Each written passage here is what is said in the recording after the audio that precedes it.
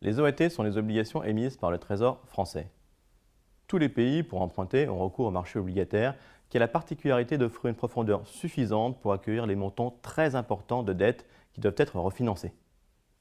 En France, le refinancement se fait sur 3 classes d'actifs: les BTF, ou bons du Trésor à taux fixe, émis sur des durées inférieures à 1 an, les BTN, ou bons du Trésor à intérêt annuel, émis sur des durées de 2 à 5 ans, et enfin les OAT, ou obligations assimilables du Trésor, dont les maturités s'échelonnent de 7 à 50 ans à l'émission.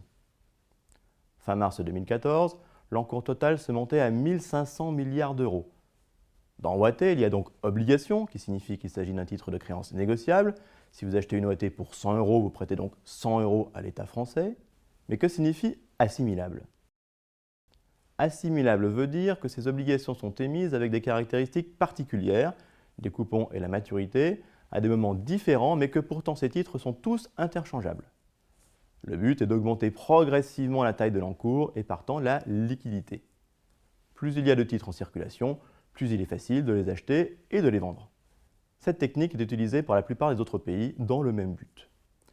C'est l'agence France Trésor, l'AFT, qui est chargée de la gestion de la dette et de la trésorerie de l'État, et donc chargée également de la gestion des OAT.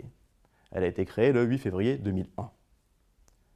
Les OAT sont donc lancés sur le marché dit primaire, c'est-à-dire le marché du neuf, par voie d'adjudication, c'est-à-dire dans le cadre d'enchères.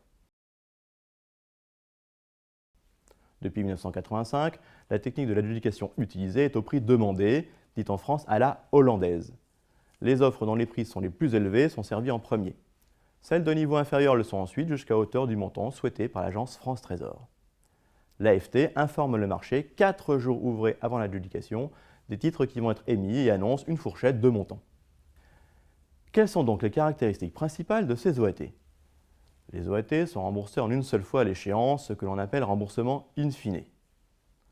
On distingue des OAT à taux fixe, des OAT indexés sur l'inflation et des OAT de capitalisation. Les OAT à taux fixe versent sur la durée précédant le remboursement un intérêt appelé coupon qui ne varie pas sur toute la durée précédant l'échéance. Ce coupon est versé une fois par an à la date fixe, soit le 25 avril, soit le 25 octobre selon l'OAT. Leur nominal aux coupures est de 1 euro et elles sont remboursées à 100% de leur valeur nominale, c'est-à-dire à 1 euro pour une obligation. Les OAT indexés présentent la particularité d'avoir ce nominal indexé sur un indice d'inflation qui est soit l'indice français des prix à la consommation, hors tabac pour les OAT I, soit l'indice harmonisé des prix de la zone euro, hors tabac pour les OAT EI. Le coupon est versé annuellement et est lui aussi indexé sur l'un des deux indices d'inflation. Les OAT de capitalisation, appelés aussi zéro coupon ou démembrés, proviennent des OAT à taux fixe qui sont en quelque sorte découpés en plusieurs parties. Les certificats de coupon pour la partie coupon, les certificats de principal pour la partie amortissement final. Ces OAT de capitalisation ne donnent pas lieu au paiement de coupons et cette absence de coupon est compensée par un prix de souscription plus bas que les autres OAT de même échéance. Sur le marché secondaire, c'est-à-dire sur le marché de l'occasion, le prix des OAT est susceptible de varier à la hausse comme à la baisse avant leur remboursement en fonction des conditions du marché. Les spécialistes en valeurs du Trésor, SVT, sont des banques mandatées par l'AFT qui ont notamment la responsabilité de participer aux adjudications, de placer les OAT et les autres valeurs du Trésor et d'assurer la liquidité du marché secondaire. Au final, qui détient principalement ces OAT? Fin 2013, selon l'AFT, les OAT étaient détenus à 59% par les non-résidents et à 23% par les assureurs français.